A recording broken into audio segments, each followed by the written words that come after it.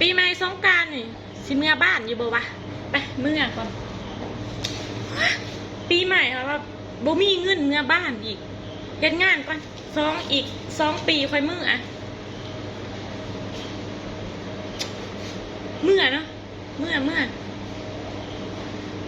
บอกว่าเฮ็ดงานก่อนเงินกับบ่มี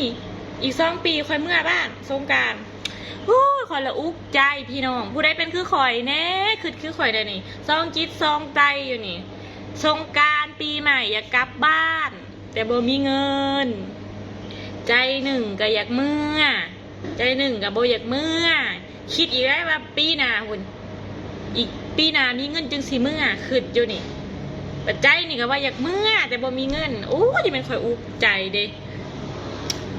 ผู้ใดเป็นคือข่อยเนี่ยเขาสิเฮ็ดจังใดวะเงินก็บ่มีหักอยากเมื่อบาทจะเป็นข่อยอุก